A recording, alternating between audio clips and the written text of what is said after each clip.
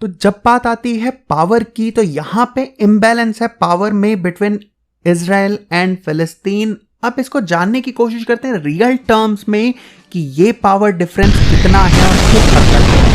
एक तरफ जहां इजराइल के पास दुनिया की जो मोस्ट मॉडर्नाइज्ड आर्मीज हैं उनमें से एक आर्मी है इजराइल की जो कि वेल इक्विप्ड है, उसके पास न्यूक्लियर आर्सेनल्स हैं। वहीं पे दूसरी तरफ फिलिस्तीन के पास ये सारी चीज़ें नहीं हैं, वहाँ पे इवन कोई रियल एस्टेट नहीं है, कोई रेगुलर आर्मी नहीं है। तो यानी फिलिस्तीन के पास ज़्यादा कुछ नहीं है खुद को बचाने के लिए। बट इतने से बात नहीं बनती है, चलिए आगे कंपैरिजन करते हैं, देखते हैं। सबसे पहले आते हैं आर्म ट्रूप्स की तरफ कि कितने लोग हैं, कितने पर्सनल्स हैं दोनों ही फोर्सेस में। तो जो आर्म्ड फोर्सेस हैं इजरायलियन डिफेंस फोर्सेस IDF, यहाँ पे नियरली 1,70,000 एक्टिव मिलिट्री पर्सनल्स हैं, जहां पे मिलियन से ज़्यादा मेल्स और फीमेल्स अवेलेबल हैं हरदम आर्मी सर्विसेज के लिए। ये जो नंबर है ये हो सकता है कि आपको जो बड़ी फोर्सेज हैं उनके कंपैरिजन में छोटा लगे, पर एक ऐसे देश के लिए जहां की पॉपुलेशन ही सिर्फ 9 मिलियन है, उसके लिए एक एक्स्ट्राऑर्डिनरी नंबर है आर्मी का कि जहां इतने बड़े स्केल पे उनके पास आर्मी है। अगर हम डिफेंस बजट की बात करें कि कितना एक्सपेंडिचर करता है IDF अपने ऊपर, तो यहाँ पे इसका बजट जो है वो काफ़ी ह्यूज है। $20.5 बिलियन का बजट एलोकेशन है इसका 2019 के एस्टिमेट के हिसाब से, और ये जो ग्लोबली रैंकिंग है वहाँ पे 15th नंबर पे आता है मिलिट्री एक्सपेंडिचर के। पे दूसरी तरफ फिलिस्तीन के पास इसके कंपैरिजन में कुछ भी नहीं है, वहाँ पे ना कोई रियल स्टेट है और ना ही कोई रेगुलर आर्मी है। अलग अलग जो फिलिस्तीनियन रेजिस्टेंस ग्रुप्स हैं जो यहाँ पे लड़ते हैं, उनमें अगर मैन पावर को हम देखें तो कहीं 30,000 से 50,000 के आसपास की वहाँ पे ट्रूप्स होंगे, इतनी ही उनके पास मैन पावर है। अलग अलग एस्टिमेट्स हैं उनके हिसाब से। जो अभी मेन जो ग्रुप यहाँ लड़ रहा है इजराइल के साथ, जो कि है हमास, उसमें कहीं ना कहीं 10,000 से 20,000 के आसपास फाइटर्स होंगे।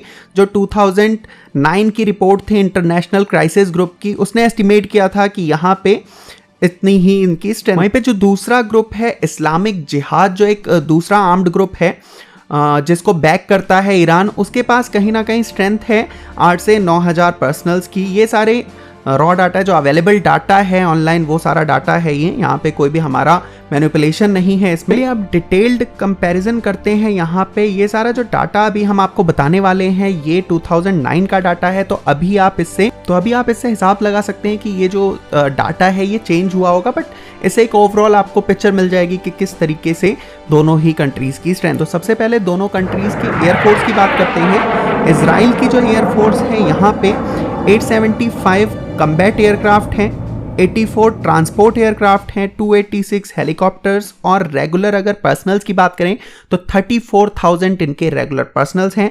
वहीं पे फिलिस्तीन जो है उसकी कोई भी अपनी एयरफोर्स नहीं है। नेवी की अगर बात करते हैं तो नेवी में इजराइल जो है इसके पास 3 न्यूक्लियरली कैपेबल डॉल्फिन सबमरीन्स हैं, 15 कम्बैट वेसल्स हैं, 50 पेट्रोल क्राफ्ट्स हैं, 3 लैंडिंग क्राफ्ट्स हैं, और अगर पर्सनल्स की बात करें तो 9,500 रेगुलर पर्सनल्स हैं, 10,000 रिजर्व पर्सनल्स हैं। रिजर्व पर्सनल्स यानी जब ज़रूरत पड़ेगी नेवी को तो वो आके अपनी सर्विसेज को वहाँ पे देंगे, यानी टोटल 19,500 पर्सनल्स हो गए। वहीं पे अगर फिलिस्तीन में देखें तो यहाँ पे कोई भी नेवी नहीं है।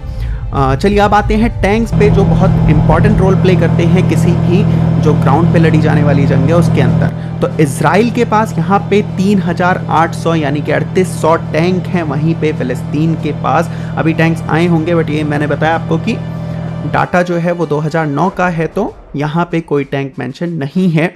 आर्म्ड व्हीकल्स में इजराइल के पास 6,390 आर्म्ड व्हीकल्स हैं, वहीं पे फिलिस्तीन के पास अराउंड 50 आर्म्ड व्हीकल्स हैं, और ये नियरली वेस्ट बैंक के आसपास ही रहते हैं सारे। आर्टिलरीज की अगर हम बात करें, आर्टिलरी कितनी है, तो इजराइल के पास 2,100 आर्टिलरी यूनिट्स हैं, 25 surface to air missile batteries हैं, 70 surface to air missile launchers हैं।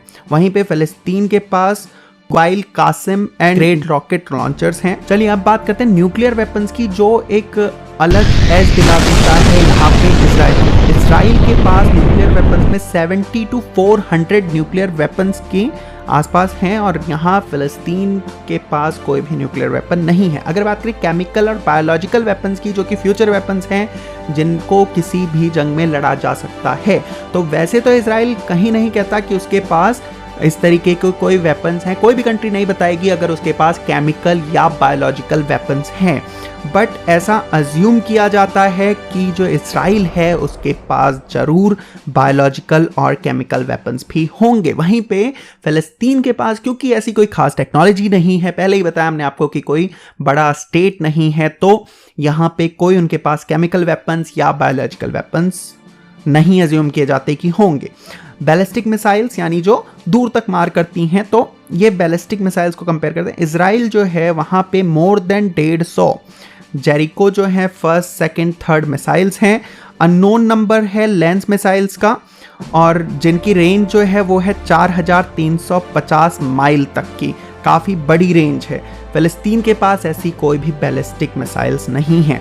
स्पेस टेक्नोलॉजी चलिए यहाँ पे छोड़ देते हैं, वैसे इजराइल की स्पेस टेक्नोलॉजी अच्छी है, इनके पास अच्छे खासे सैटेलाइट्स हैं नेविगेशन के लिए, यहाँ पे कम्युनिकेशन के लिए, तो ये अच्छे से नज़र रख सकते हैं पूरे एरिया के ऊपर। वहीं पे जो फ़िलिस्तीन है उसका कोई स्पेस टेक्नोलॉजी नहीं है, ये बाकी के देशों पे डिपेंड करता है जो भी इसको सपोर्ट करेंगी, उन कंट्रीज़ पे डिपेंड करता है अपने सारे कम्युनिकेशन वगैरह के लिए। इस कंपैरिजन से काफ़ी कुछ क्लियर है कि दोनों ही कंट्रीज़ अगर डायरेक्ट लड़ाई करना शुरू करती हैं, बिल्कुल लड़ती हैं, तो यहाँ पे बिल्कुल अनफेयर लड़ाई होने वाली, किसी तरीके की कोई हम यहाँ पे बैलेंस्ड वॉर नहीं कह सकते हैं इसको। पर हाँ, ये जो पिक्चर है ये चेंज हो जाएगी अगर दूसरी जो कंट्रीज़ हैं वो भी इनको बैक करने आ जाए, तो फिर पिक्चर और कुछ हो सकती है। तो आपको वीडियो कैसी लगी वो आप कमेंट में बता सकते हैं, और आपका ओपिनियन क्या है दोनों ही कंट्रीज़ की फायर पावर को लेके, वो भी आप कमेंट्स में बता सकते हैं। वीडियो अच्छी लगी हो तो लाइक जरूर कर दीजिए, साथ ही साथ अगर चैनल पे नए हैं तो सब्सक्राइब करना ना भूलिएगा।